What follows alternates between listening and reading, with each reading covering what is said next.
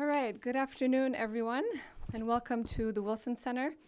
My name is Marissa Khurma, and I'm the director of the Middle East program here at Wilson.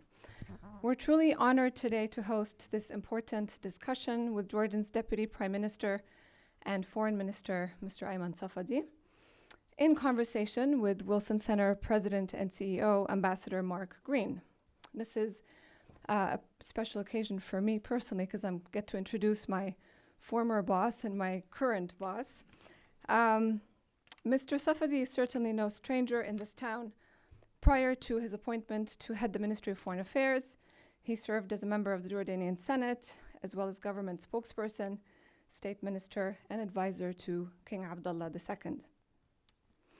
As a key partner and strategic ally to the United States in the Middle East, Jordan plays an integral role in various theaters, be it on the Palestinian-Israeli fronts, the fight against violent extremism, and especially in hosting millions of refugees from across the region.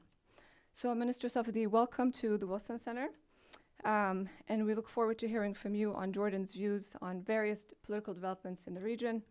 You are in very good hands with Ambassador Mark Green, who has extensive experience and expertise given all the different institutions that he led, most recently USAID, IRI, and the McCain Institute. So, Ambassador Green, before I turn this over to you, for those of you watching online, please submit your questions in the comment box, and I think most of you have cards for writing your questions, so we will take them from you midway, and over to you. Thank you, Marissa, very much, and welcome to all of you here. And Mr. Minister, welcome. It's great to see you again. Delighted to have you. We're glad to be here. You have had a good week. You've had some good developments, good news. Jordan's just signed a new MOU, 7-year MOU, to $1.45 billion.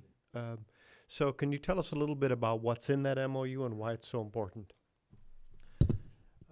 Thank you so much. First of all, it's a pleasure to be here with you and seeing so many friendly faces. And thank you, Marissa, for your kind introduction as well. I think this is a good day to have this conversation. As you said, we had a very, very good day today with the signing of the MOU with Secretary Blinken. It's an extremely important MOU. It speaks to the strong friendship that the two countries have. This is the 4th MOU that we sign.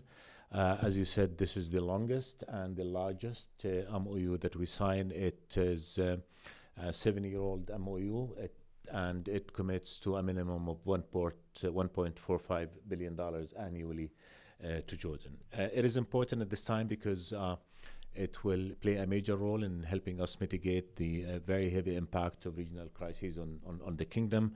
As you know, we've been at the receiving end of almost every crisis in that part of the world, and unfortunately of these there's many. A difficult neighborhood. Absolutely, a tough neighborhood. But in terms of refugees, from Syria alone, we have about 1.3 million Syrians, 50% of whom are under the age of 15. They no longer need emergency relief. They need schools, universities, and jobs. And we've done everything we could in Jordan to try and provide them with dignified lives. But refugees cannot be the responsibility of host countries alone. It's a global responsibility. Certainly, the U.S. coming in with this MOU is going to help us mitigate that, along with also challenges, border security, drug trafficking, pressure on our resources. So that's very, very timely. The second thing is that the MOU is going to be central to our development process. As you know, we've just embarked on major economic administrative reforms. These are structured, these are well thought out, comprehensive, thorough, and the MOU would play I was going to say, it isn't just about the money.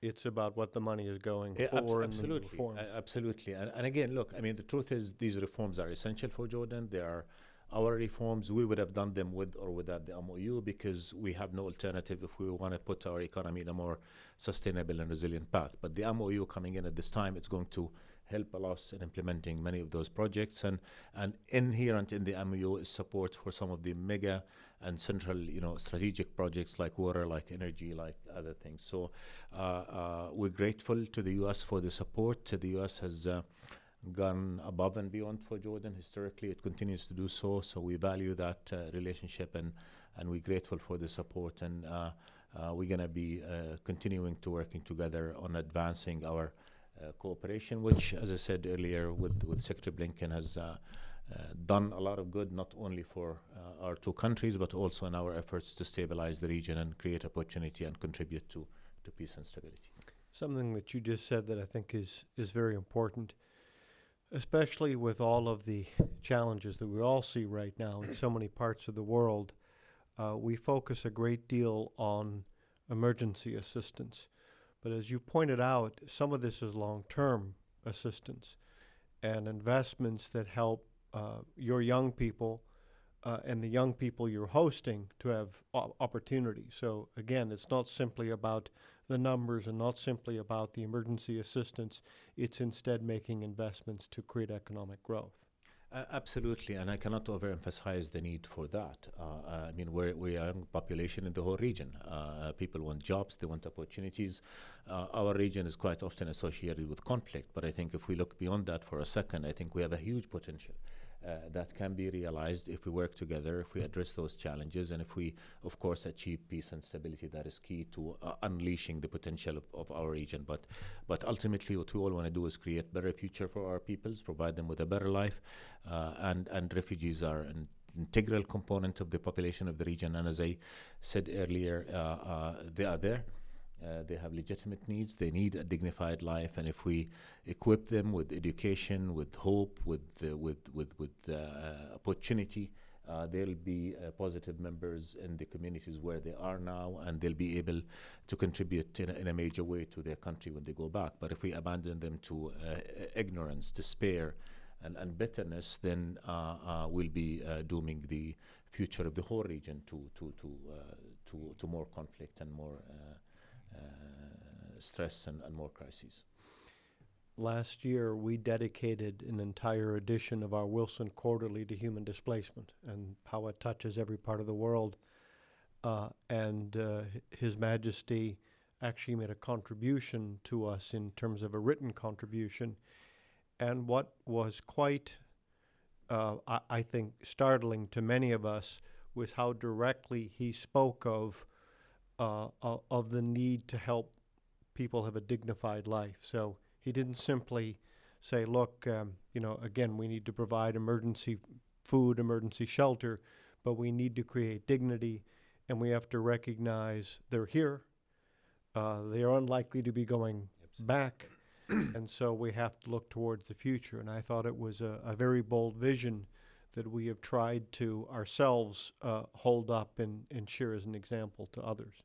Thank you so much. And I have to say, again, the U.S. support has been stable, has been consistent, and has been sufficient. But if we look at the global map, I think there's less and less support for refugees in the region.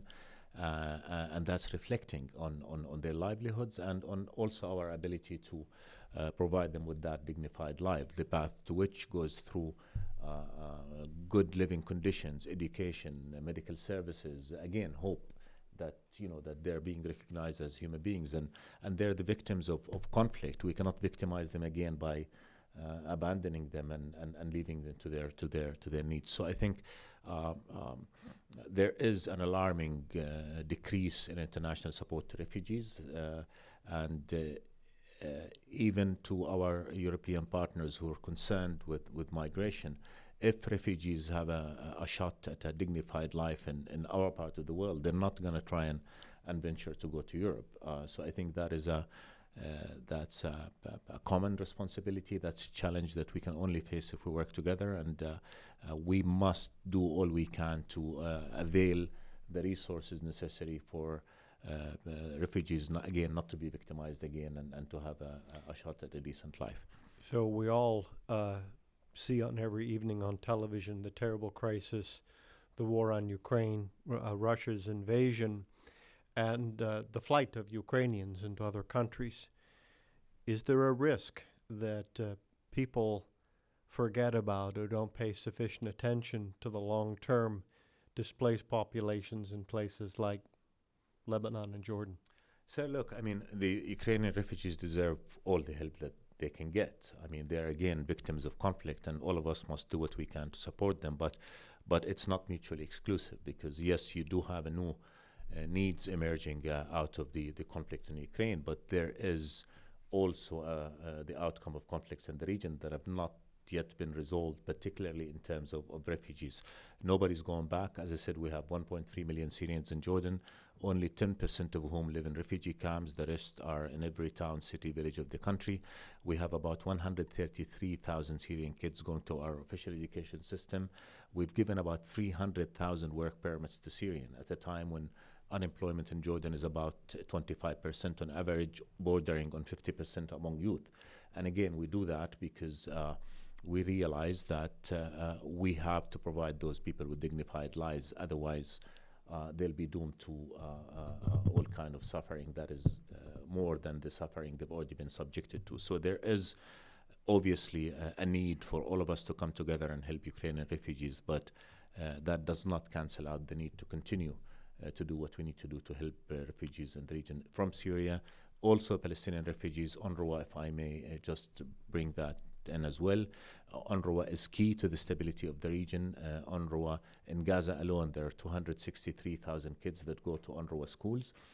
If they don't go to schools, where are they going to go? And we'll all know the terrible impact of that. So UNRWA continues to face financial crises. We're grateful to all friends and partners and brothers who've been contributing to meeting the needs of the agency. But again, there is a tremendous shortage. And next week, I think, in Yonga, along with Sweden, we'll be organizing yet another conference to emphasize the need to continue to provide sustainable funding to UNRWA so that it can continue to fulfill its UN mandate and deliver its vital services to Palestinian refugees.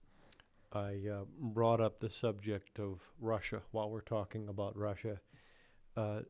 Jordan has been very clear. From the earliest days, Jordan supported efforts to call for an unconditional withdrawal of Russians from Ukraine. What have you seen as the impact of the Russian invasion upon Jordan and upon the region?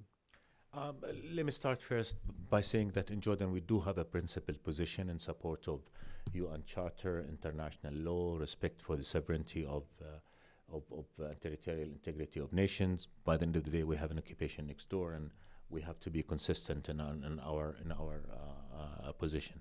That said, we tried to do what we could also to help Ukrainian refugees. From the moment the crisis erupted, we announced that any Ukrainian who wants to come to Jordan would be allowed to come to Jordan without visas, and they're more welcome than welcome to come to the country. We're the largest per capita host of refugees in the world, and we did feel a responsibility towards Ukrainians as well.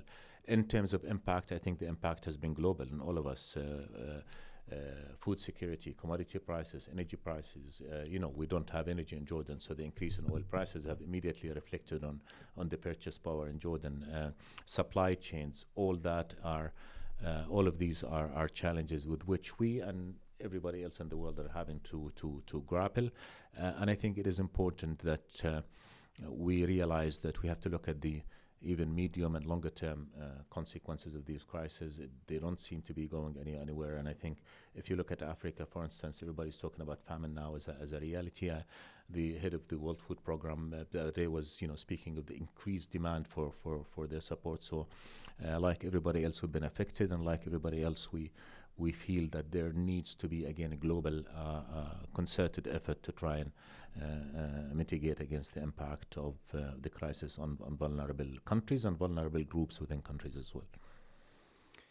So it is easy to talk about difficult and dark things with challenges in the world that we all see, but there are also some positive developments. And we sit here on the second anniversary of the Abraham Accords.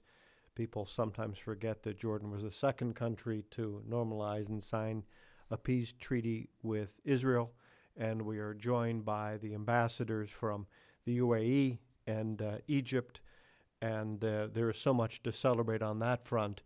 So how do you see the impact of the Abraham Accords, but also the normalization with Israel, security implications, but as important as anything, the commercial and economic development implications?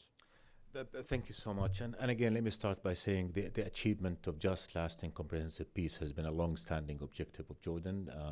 We've worked extremely hard for it for decades, and we continue to do so. We believe that without solving the conflict and achieving peace, the region will not be able to tackle the so many common challenges of energy, water, climate, job creation, among others. So our commitment to peace is unwavering, and we cannot throw the white towel. We have to continue trying to bring about a comprehensive and just and lasting peace.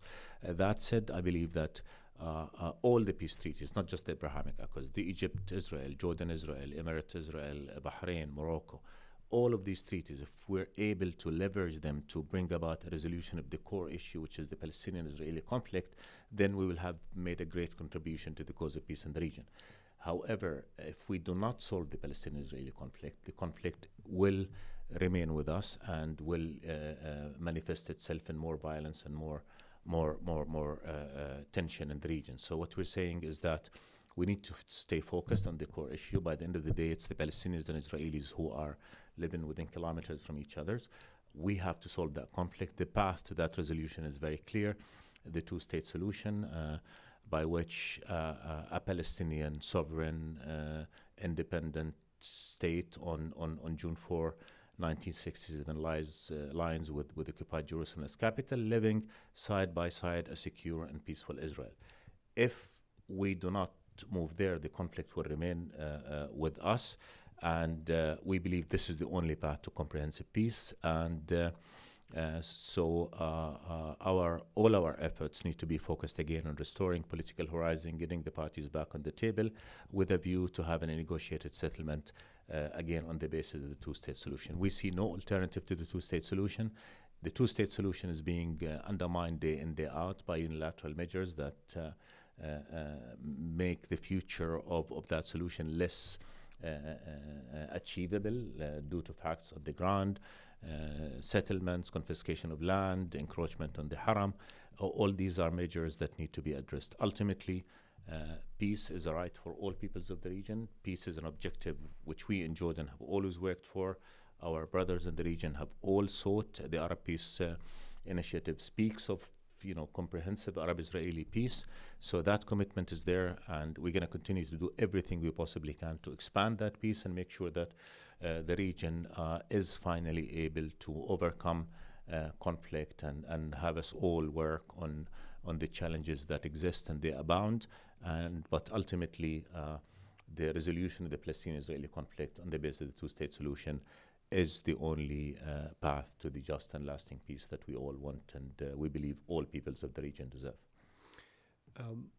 Since we've seen the Abraham Accords, and as you point out also the bilateral agreements, we've seen an increase in economic activity, trade and commerce.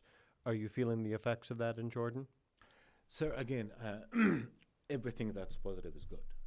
And we need to have an economic environment that's better, not as an alternative to a political solution, but as an enabler to that political solution. Right now, particularly in the occupied Palestinian territory, the situation is extremely difficult. And look, I mean, GDP per capita for Palestinians is under $3,000 compared to over $40,000 for Israelis. How is that a recipe for peace? So ultimately, regional cooperation is key. If we cooperate together, work more together, we'll be able to create better lives for everybody. But again, ultimately, economy cannot replace politics in that sense. We need to have stability. We need to have security. These can be attained through the attainment of peace. And once that happens, everybody in the region would want to realize the potential of the region. So we certainly encourage every positive cooperation that can make life better for everybody, but we remain cognizant of the fact that unless the Palestinians are part of that process, the region will not realize its potential. So again, let's work on the core issue, let's solve the Palestinian-Israeli conflict. And once that happens, I think the sky is the limit as to how much cooperation there can be regionally, and that cooperation is definitely needed.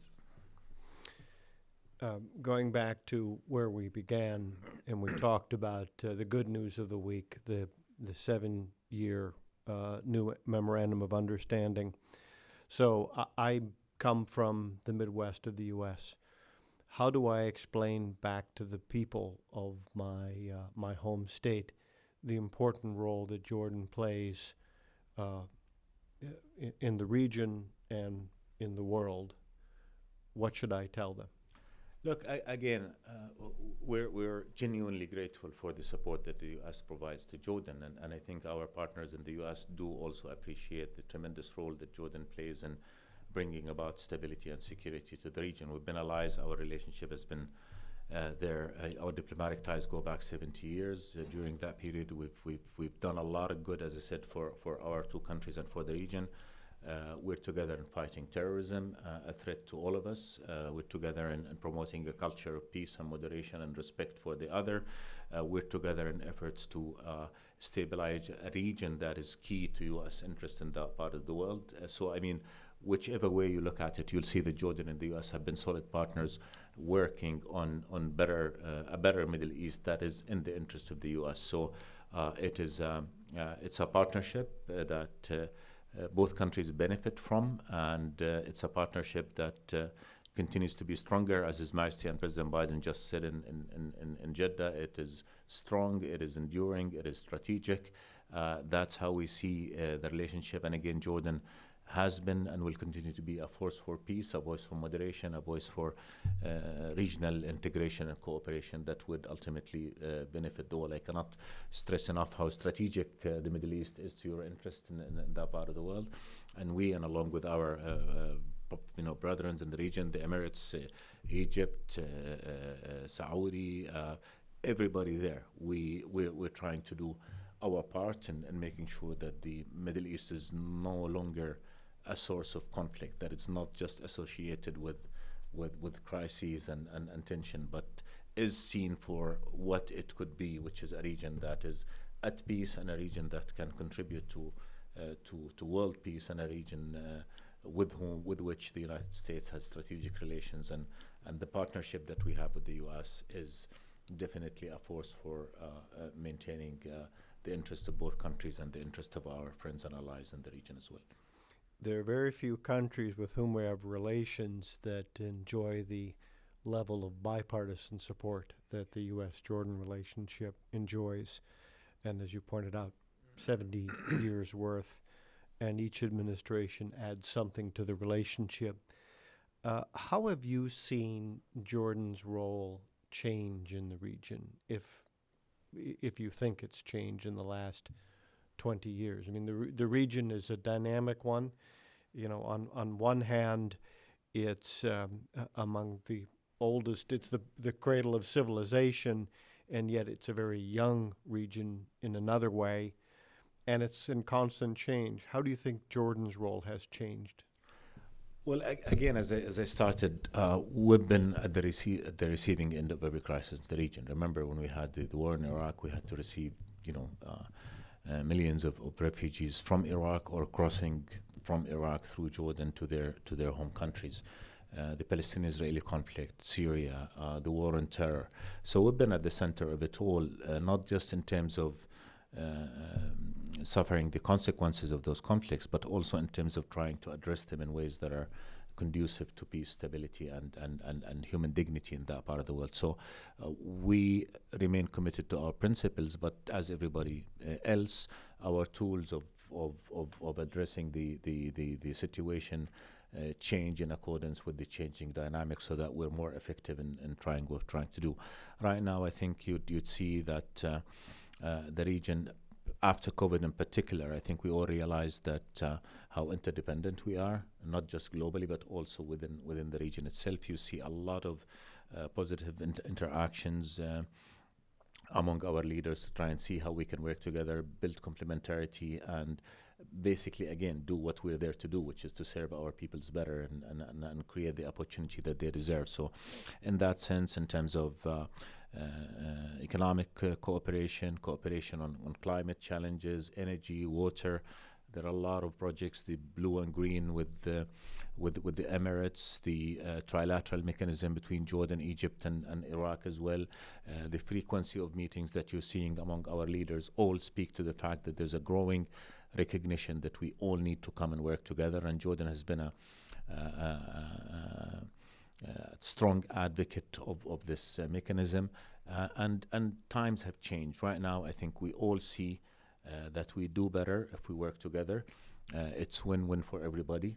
So everybody around the table is there, realizing that if we work together, we'll be able to serve our interests in a much more effective and efficient way. So you've seen the latest summit that the president held with regional leaders, the GCC plus Jordan and Iraq.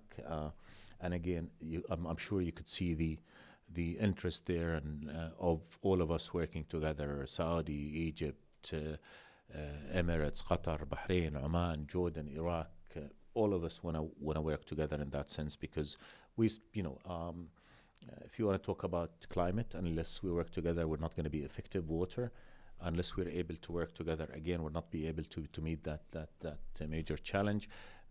Lots of mega projects are being discussed, and these are win-win projects. So we remain committed to the goal of achieving stability and security and peace, and at the same time we're trying to seize every opportunity possible that will be reflecting in a positive manner on all of us and on our peoples, and again on our partners across the seas in the US, in Europe, and elsewhere. As I call Marissa back up to the stage, I guess what you're saying, and I agree, is that when the U.S. invests in Jordan, it's investing in the region. Absolutely, because we're part and parcel of the region, and again, it is interdependence. We all recognize it, and once we have more structural mechanism of regional integration, we'll be able also to contribute to at least neutralizing the impact of political crises on this kind of cooperation. So you put it right, investing in the stability and security of Jordan is investing in the stability and security of the whole region, and that by turn is investing in our global security. Well, I'm, as Marissa's current boss, I'm going to turn it over to her so she can bring forward some questions to her former boss. Marissa? Thank you, Ambassador Green. Your Excellency, a few questions from our audience online and our guests here at the Wilson Center. So the first one from Ambassador David Hale, who served, of course, as ambassador to Jordan and to Lebanon. What are the implications for the Middle East of a weakened Russia? You want a question by question? You can go ahead. Yeah, Look, we think that one might take you a while. Yeah. Look, I mean, again, we're all watching what's going on in Ukraine, not just in terms of the military confrontation, but also in terms of the impact on the whole sort of economy, supply chain, food crisis, economy, and food security, and all of that. Russia is in the region. For Jordan, Russia is on our border. It is on Syria. And the truth is, Russian presence in Syria has been a stabilizing factor in the south, because the vacuum would be filled by militias and other groups that will not be able to ensure stability on those places as well. So we hope that this conflict will be resolved, again, on the grounds that we just outlined at the beginning. But we all have interests with Russia as well. And we'll need to continue to engage with Russia and to see how we can all contribute to the stability of the region. So we're watching what's going on in Ukraine. Again, our position on Ukraine is one of principle. The sovereignty and territorial integrity of Ukraine has to be respected. UN law has to be respected. UN Charter has to be upheld. But there are many issues with which we still need to engage with Russia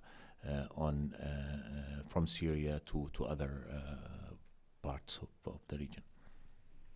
Great, thank you. Another question on the novel water for energy solar farm field in Jordan, and I believe they're referring to the agreement that was signed between the United Arab Emirates, Israel, and Jordan. Any updates on the implementation of this agreement? Well, again, this is an agreement that, as I said, win-win-win for all. It's an agreement that it was an MOU that was signed between the three countries with a view to having Jordan export energy to Israel in return for Israel exporting water to the kingdom. It's not the first time that we buy water from Israel. I mean, since the peace treaty, we've been buying water from Israel. 3 years ago, we signed an agreement with Israel under which we would be buying 50 million cubic meters of water every year. This project, again, with the Emirati technology and investment in Jordan, truth is we're turning the sun into an energy source, and in return we'll be getting water that is essential for our needs and for our future development. The conversation is ongoing. It's still an MOU. We're still in the technical phase of it, and we're all waiting to see where the experts go in that regard. But we believe that this is a project. Once it materializes, it will be to the benefit of all. And I think to expand the benefit from it, we're also talking about the importance of having the Palestinians plugged in to this project and to all other economic projects in the region, because ultimately they're there, and ultimately if we're able to meet the needs of our Palestinian brothers as well, we'll contribute to addressing a significant need and also creating more interaction in that regard. So it's work in progress. We're committed, and experts are working out the details. Excellent. And I'll stay on the climate and environment theme, since we just talked about the water agreement.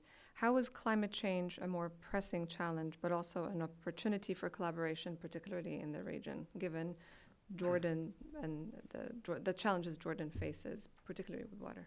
Well, I mean, it's a global challenge, and it's also a regional challenge. I mean, we have water scarcity in the region, and even before the sort of more emphasis on the climate that we've seen over the past few years, even if we had the most equitable distribution of water resources in the region, everybody would still be short, and the best way to meet that need would have been for regional cooperation in that regard. So it is a challenge in terms of its impact on climate, on agricultural land, desertification, water availability, but it's also an opportunity in terms if we all come together and bring the collective resources of all of us in the region and beyond, will be able to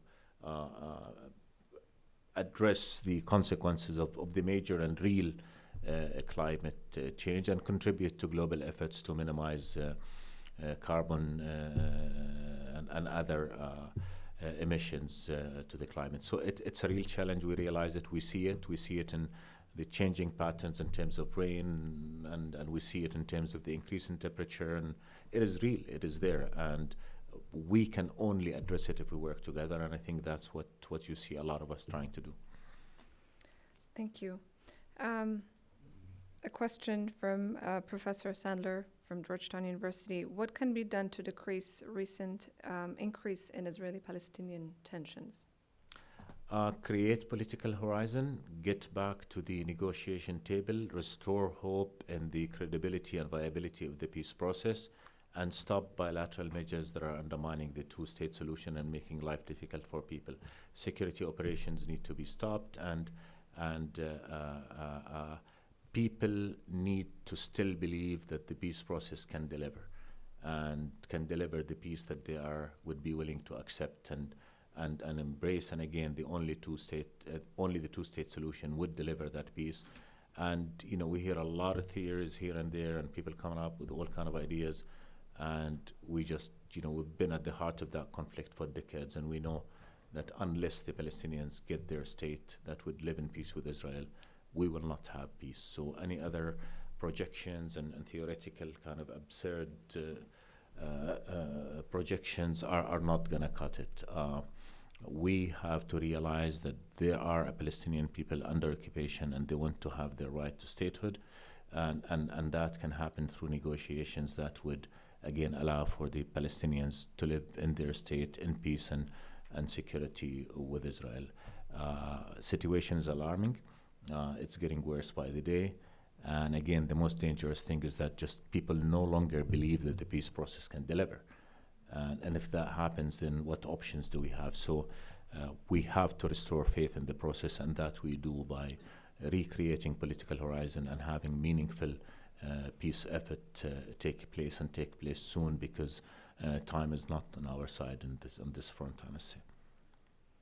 Thank you. So the last three questions, Your Excellency, are more related to Jordan's economy, the economic and administrative reforms that you talked about. So can you give some examples of some of these reforms? What does success look like for the government of Jordan?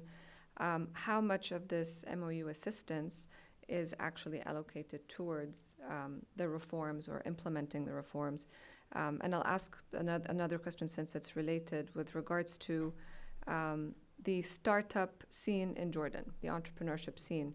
Many entrepreneurs face challenges in not only kicking off their startups, but in growing them.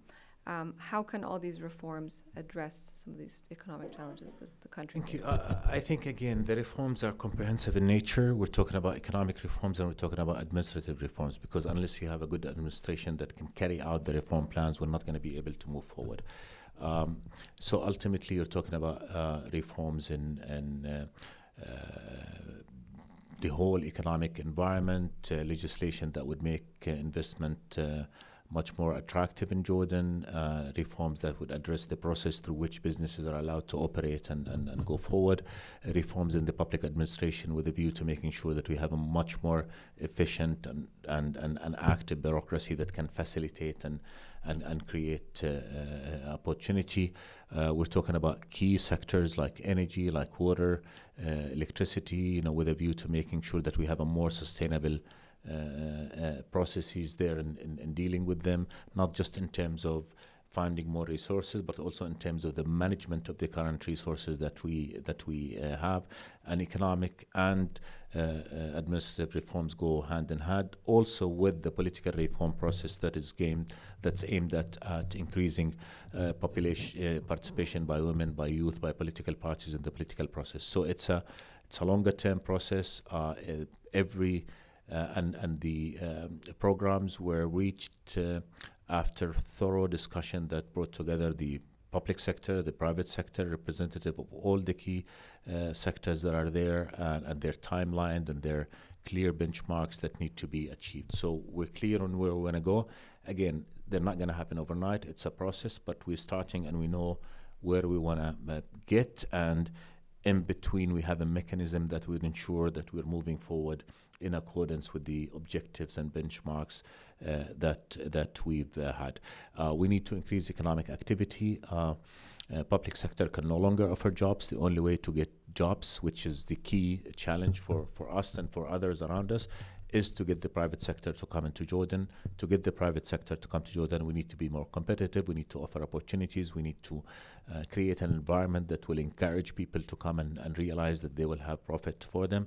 We need to have economic activity outside the urban centers of the country so that it spreads across the country, so that it creates jobs outside the periphery, and therefore decreases the pressure on the public sector to offer jobs in that regard. So it is comprehensive in that sense, and we have very clear objectives, and we've announced all those plans so that we know where we're going to be in 2 years, in 3 years, in 5 years, and 10 years from now. In relation to startups, I think we're among the pioneers in the region in terms of startups starting the business. The challenge becomes later on when those startups want to expand and they want to scale, and to do that they need investment. So they move outside of Jordan into markets which can offer more venture capital and more investment in that regard. Again, the challenge is to open up the market and to ensure that Jordan can attract the private sector investment that will ultimately reflect in providing growth opportunities for startups. So we're pioneers in launching those businesses, but scaling requires bigger, people are encouraged to go to bigger markets where there's more capital for investment and their opportunity to market their products. So that's, and again, that's a matter of, it's not something that we object to, because again, it adds to the complementarity of the region, and everybody builds on the skills. But in Jordan, we're proud to have, and we're lucky to have a very skilled and very educated population that have been at the forefront of leading innovations in whether in IT and technology, health, tourism, and other sectors. And all these are part and parcel of the economic reform plans, where we want to maximize on our strength and make sure that it adds to the value proposition of the country and its economy. If I can, a few years ago, I had the honor of touring some schools, some secondary schools and post-secondary schools with Her Royal Highness Queen Rania. And I was impressed with her personal focus on trying to build the skills of young people, regardless of heritage, regardless of where they come from, but in particular for young women. Can you talk a little bit about the investments that are being made in the skills training and enhancing skill sets? Absolutely. Look, education has always been the oil of Jordan, to be honest. I mean, historically, investment in the education of our people was a major investment and a major asset for the country, and we continue to do so. We've faced some challenges as a result of increased pressure, particularly with more demand on our educational facilities, with more refugees coming in and numbers growing. But we have a systematic, very well-structured approach to modernizing the educational process, looking at the curricula, providing on-the-job training for teachers, making sure that we are able to benefit from the opportunities technology offer in that regard. So it's an ongoing process, it's an ongoing approach, and we're very clear. Providing relevant education is key to the success of all other aspects of our modernization vision. So work is in progress there again, and we're clear as to where we want to go, and we're trying to avail all resources possible to make sure we have an educational system that can build on the great achievements of the past and address any shortcomings that resulted out of overpopulation and lack of resources, and move forward on that front. So moving onwards to the political reforms that are on Jordan's agenda. Jordan is embarking on pretty ambitious political reforms, not my words, toward a parliament comprised You can say them, it's okay. just in case, of political parties within the span of the next 3 elections. So what do you see as the obstacles to these reforms, and how will this fundamentally change Jordan's political decision-making? Look, again, the key is we want more participation by youth, more participation by women, and more participation by political parties that are program-based and that can come out and compete for the elections on the basis of clear programs, either economic or political or otherwise. Truth is, that's going to be, again, a process during which there'll be a lot of growing pains, but ultimately we do realize that we need to have political parties competing on the basis of programs that could appeal to people, so that people vote in accordance with their conviction that this party can deliver or not on the basis of whom I like more and who's more related to me. That's a fact. Fact is, we're starting. It's going to be a while before we get there, but again, we know that that's the ultimate end, where the reforms that His Majesty oversaw would seek to provide an environment that would allow for the development and emergence of such parties. And again, what we're talking about is program-based parties that can offer economic vision, administrative vision, social vision, and move forward with that, and move away from ideological parties. And again, you know the country very well. In the past, most of the parties we had were ideological parties. A lot of them were based on ideologies that did not even originate in Jordan, but that was part and parcel and a product of the environment that existed then. So it's an ambitious program, but it's a must. We have to get there if we want to be able to develop the political process and ultimately get to a place where the largest political party would form the government and be responsible for a program that it is accountable according to the electorate and to the people. And you talked about increasing women's and youth political participation. How can that be achieved? The new election law actually makes it imperative that political parties who now will have a certain quota as we prepare the ground. Again, it's going to be an incremental process. Women have to be on the list in spots that would ensure their electability. Right now in Parliament, we do have a quota for women, but we want to make sure that also political parties, when they compete for the quota for parties at the initial stage, they'll be giving spots for women and for youth. So this is a practical way that would ensure youth and women are represented in Parliament. Again, until we get, until the process matures and, the quota somehow opens to a complete electoral process where everybody competes on the basis of programs where women, men, young or old will be competing again on the basis of programs that are geared towards addressing the concern of the people and the priorities of the country. And the last question from the audience, what, in your opinion, is the role of the diaspora in the economic development of Jordan? And what is the government doing to systemize this relationship and capitalize on this untapped opportunity? Again, I mean, historically, Jordanians did work abroad. I don't know if diaspora is the right word here, but I mean, with our brothers at the Gulf, I mean, since the 60s, 70s, Jordanians were there contributing to the economic process. They were given opportunity and they contributed to the development process that are there. Now we see Jordanians all over the place. I remember not too long ago, I was here in the States accompanying His Majesty, and we met with a group of Jordanian doctors who are working here in the best of, scientific and hospitals in the region. And we have you among others in think tanks. So that's a tremendous potential. I mean, they will be there we are, but I think building bridges of interaction, cooperation, discussion with them so that where they are, they can bring knowledge, they can bring expertise, whether through cooperation programs, short-term, medium-term, or others. That is pretty much on the radar, and we're trying to systemize that even more. And again, do it in an efficient way instead of, again, having like expats from all over the place come and meet. We're looking at sectors. We meet with doctors, business people, engineers, scientists, so that we have more value added and you have more structured conversation and ultimately cooperation going forward. Thank you. Over to you, Ambassador Green. It is my good fortune to be able to wrap things up and summarize them. So a few years ago, I had the privilege and pleasure of being an election observer in your country.